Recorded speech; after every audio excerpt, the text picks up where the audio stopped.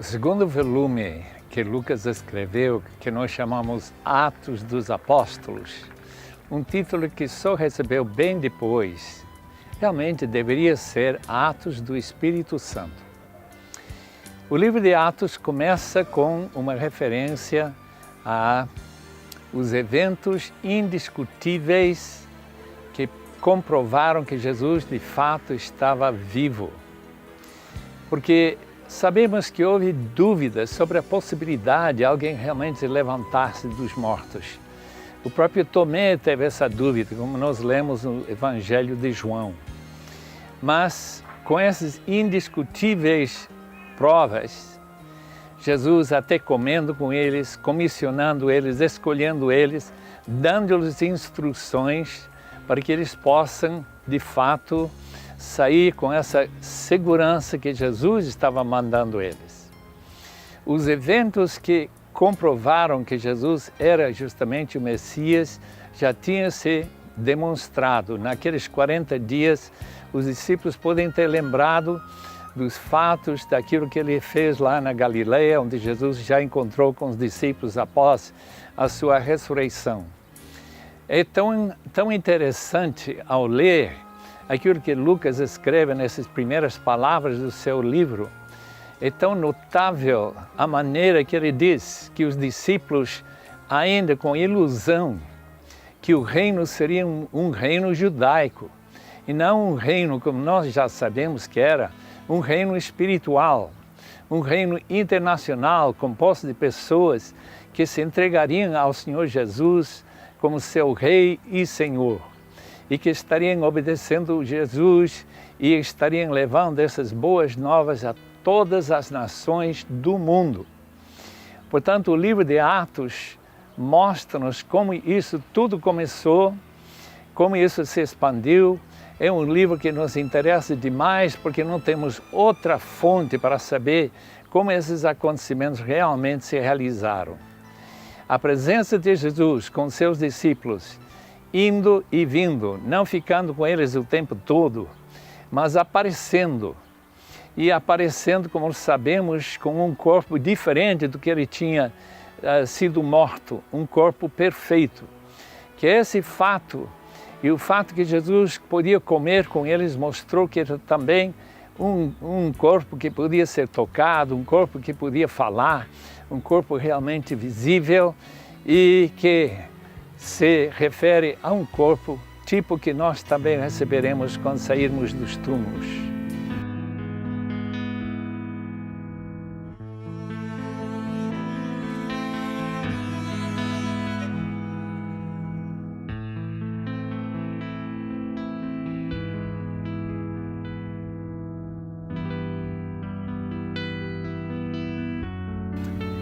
Jesus, depois de fazer claro o ministério e a comissão que ele estava passando para os discípulos, passou por um lugar bem pertinho de onde nós estamos, no Monte das Oliveiras. Nós não sabemos realmente o local específico de onde, pela graça de Deus, ele foi assunto à destra do Pai. Essa última aparecimento de Jesus e desaparecimento num nuvem fecha esse período de 40 dias. É muito importante a ascensão, porque não é para esperar que ele voltasse, a não ser quando ele volta na glória. Há uma exceção, todos sabemos. Quando ele apareceu na estrada de Damasco para Saulo de Tarso, incrédulo, cheio de rancor e ódio para os discípulos de Cristo, e que se entregou ao Senhor Jesus de uma maneira espetacular, sendo transformado de morte para a vida, de ser o grande inimigo do Evangelho para se tornar um dos mais destacados servos do Senhor. Isso porque, como diz 1 Coríntios 15, versículo 8, que ele apareceu para este nosso querido apóstolo Paulo como alguém nascido fora do tempo. Realmente foi inesperado esse aparecimento que Paulo destacou como sendo a hora em que ele também foi comissionado para ser como os outros 11 ou 12 discípulos para a glória de Nosso Senhor. Realmente, aquilo que acontece no livro de Atos é para ser frisado, deve ser lembrado, pregado e proclamado, porque realmente Deus se mostrou de uma forma tremenda através do seu Filho e através da vinda do Espírito Santo. Mais um pontinho. O versículo 4 diz que eles não deveriam sair de Jerusalém até serem batizados com o Espírito Santo. Esse evento, como nós sabemos, ocorreu no dia de Pentecostes, apenas uns 10 dias após a ascensão de Nosso Senhor Jesus. Não tiveram que esperar muito tempo. Mas, graças a Deus, com a presença do Espírito, a igreja estaria pronta para sair com uma mensagem realmente salvadora, um verdadeiro querugma em que se proclamaria arrependimento e perdão dos pecados, recebimento da promessa e serem incluídos neste novo povo de Deus que se une tanto judeus como gentios. Graças a Deus por aquilo que Jesus fez por nós, tanto na cruz do Calvário, como também saindo daquele túmulo e sendo levado à destra do seu Pai.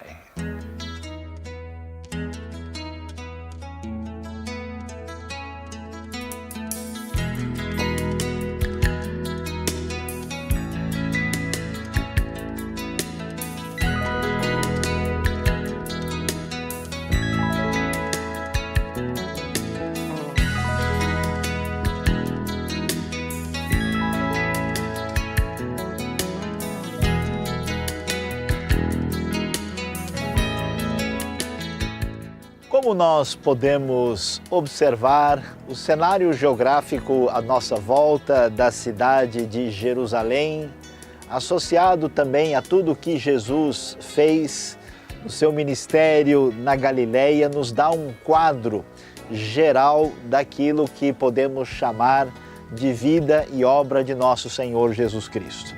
Olhando para o começo de Atos, como acabamos de ouvir aí no capítulo 1, vamos observar a atenção especial de Lucas para organizar este livro e para mostrar a importância de como as coisas aconteceram de fato.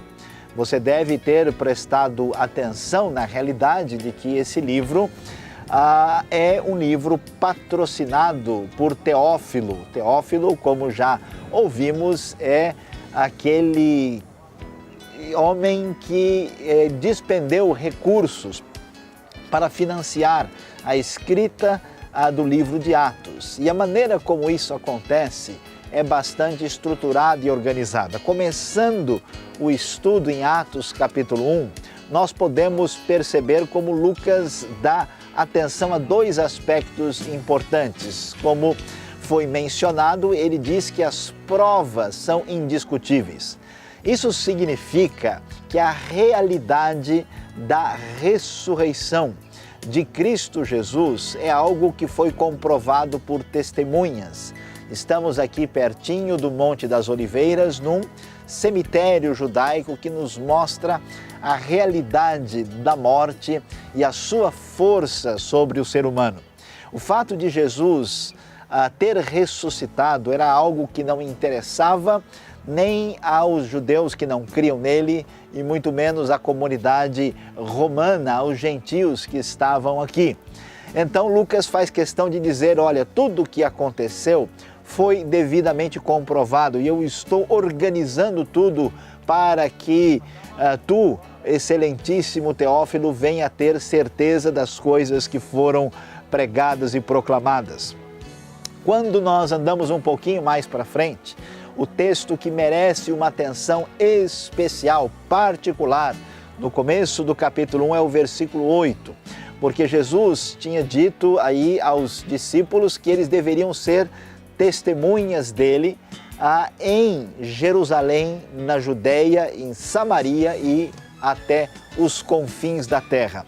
Vamos observar que esse livro que fala do Espírito Santo, esse livro que fala tanto do poder de Deus, é o livro talvez mais estruturalmente organizado no Novo Testamento.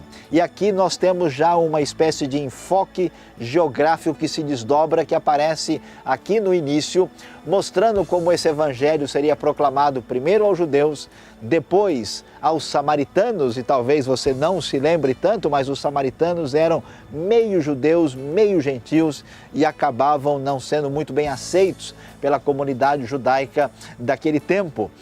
E depois, finalmente, o evangelho chegaria aos confins da terra. E como vimos, tudo isso aconteceria debaixo da ação poderosa de Deus. Essa ação claramente descrita pelo poder do Espírito Santo que estaria atuando sobre esta nova comunidade dos discípulos de Cristo Jesus, anunciando a chegada do reino de Deus.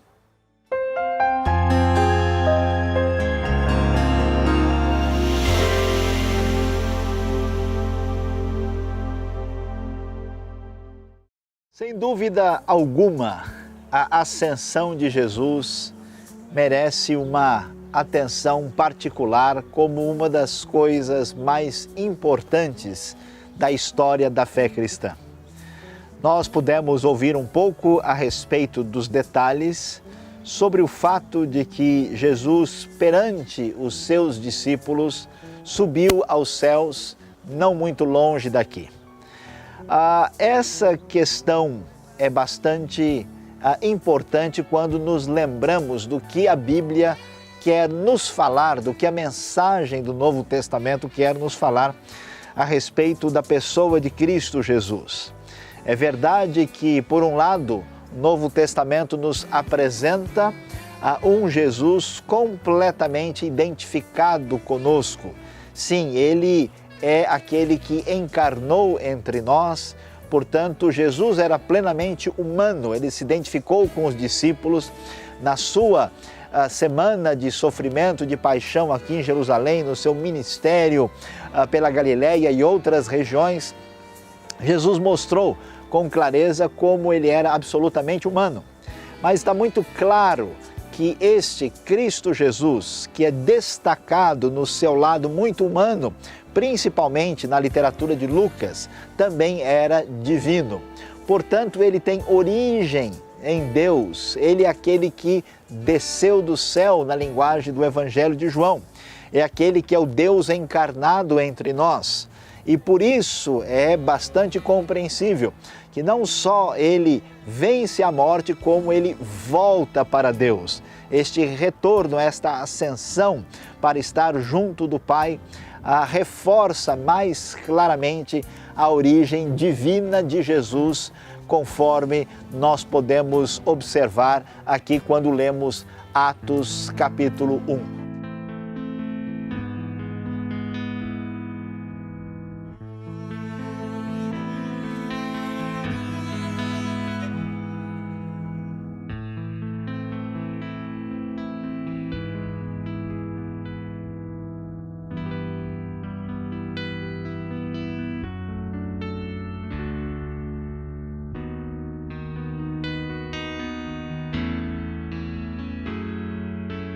Mas outro detalhe particular merece uma atenção quando pensamos a respeito disso. O Jesus fala claramente que assim como ele foi para junto do Pai, ele haveria de voltar. Mais especificamente, não são palavras do próprio Jesus, mas dos anjos que aparecem naquela visão quando ele sobe para a presença de Deus Pai. E estas palavras nos dizem o quê? Que ele haverá de retornar.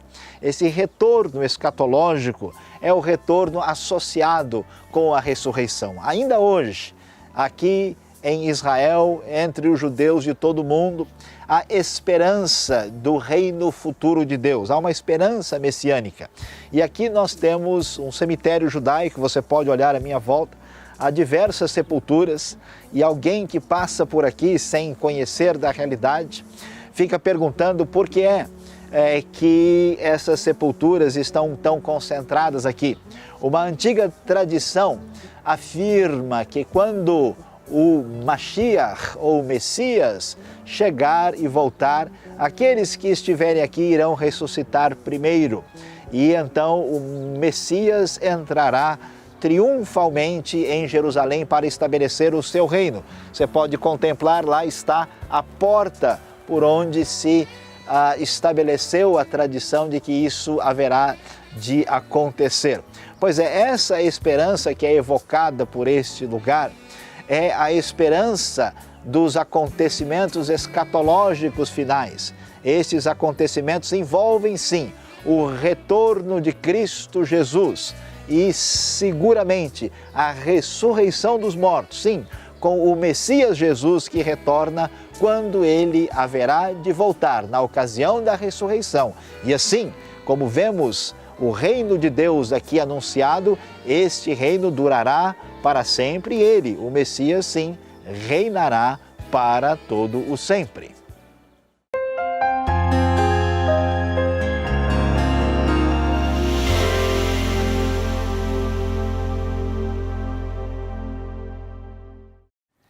Fica evidente na segunda parte do capítulo 1 de Atos que os próprios apóstolos não se sentiram bem com a falta de um deles. Todos sabemos que Judas se suicidou, se enforcou e que jogou o dinheiro que ele tinha recebido, aquelas 30 peças de moeda, no chão do templo para serem comprados um terreno para sepultar pessoas indigentes.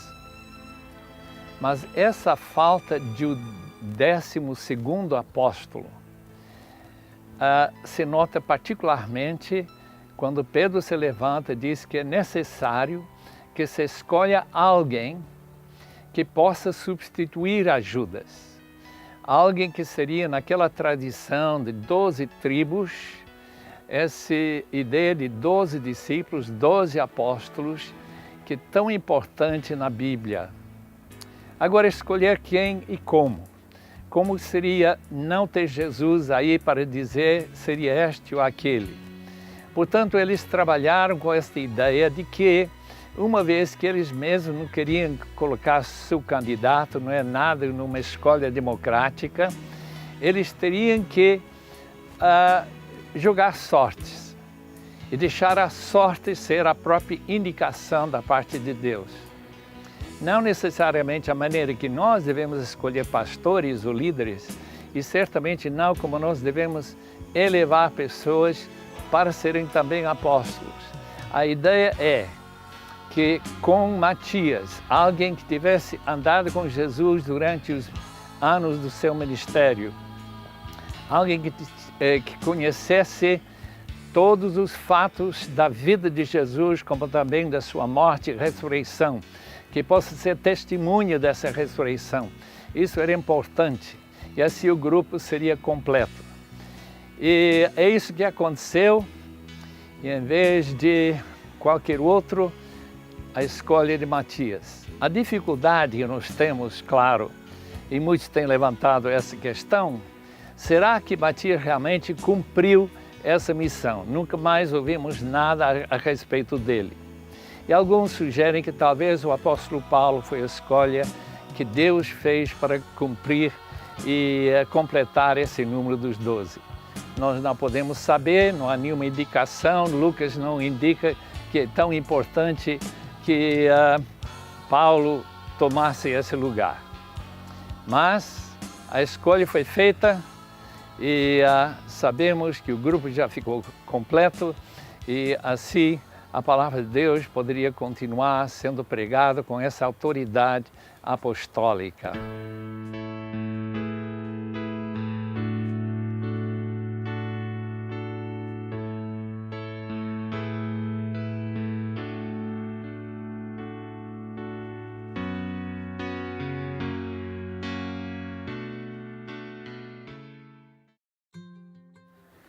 Chegando ao final do capítulo 1, depois de termos aí observado algumas questões importantes sobre a escolha de Matias, nós aqui no Monte das Oliveiras podemos até ver o que o verso 12 do 1º capítulo nos diz, quando o texto fala: então eles voltaram para Jerusalém, vindo do monte chamado das Oliveiras, que fica perto da cidade, cerca de 1 quilômetro. E então eles prosseguem para o lado, para onde você está vendo, para fazer esta grande decisão no momento tão difícil da história dos discípulos de Jesus. E o que chama a atenção em tudo aquilo que nós acabamos de ver aqui? Parece que o capítulo 1 nos surpreende um pouco pelos elementos negativos e de surpresas que aparecem aqui. Veja, por exemplo, que o primeiro destaque que nos assusta com bastante certeza é o fato da referência a Judas. Não só a Judas, mas a tudo o que aconteceu com Judas. Os aspectos ligados à sua morte, tudo isso é destacado. E depois os discípulos parecem ter ficado órfãos, não sabem o que fazer. Nós esperaríamos um anjo do céu, alguma espécie de interferência divina especial para que se desse continuidade aqui ao grupo dos apóstolos. Eles mesmos têm que tomar decisão e, como nós vimos, de uma maneira um tanto quanto diferente, estranha, tirando sortes. É verdade que os judeus tinham essa prática na antiguidade. A ideia é que, orando e lançando as sortes, assim como acontecia com o Urim e o Tumim, Deus de alguma forma interferiria e daria a direção, porque este universo não está vitimado pelo acaso. Mas acontece que isso não parece ser o perfil do livro de Atos, onde tem tantos milagres e coisas extraordinárias. E assim eles oram, tiram sortes, as sortes caem aqui sobre Matias. Matias é o escolhido e, para termos mais problemas e incertezas, até hoje, como nós acabamos de ouvir, não sabemos quem é de fato o 12º apóstolo. Seria Matias? Seria Paulo? Ou, como alguns sugerem, seriam os dois e, quem sabe, até algum outro a mais. Alguns teólogos chegam a sugerir que podemos ter até 15 apóstolos no Novo Testamento, ainda que todos fossem, de fato, testemunhas da ressurreição de Jesus. Mas o que fica de extraordinário é observar e ver que, apesar das incertezas, apesar de tudo parecer estar caminhando de maneira equivocada, Deus permanece agindo na sua igreja, permanece dirigindo a comunidade dos discípulos através do Espírito Santo, e mesmo estas coisas que não parecem tão positivas à primeira vista, vão nos mostrar que por trás de um cenário aparentemente sem controle, no meio do tirar de sortes, Deus age com o seu Espírito e a sua igreja prossegue triunfante para a honra e glória do Senhor Jesus Cristo.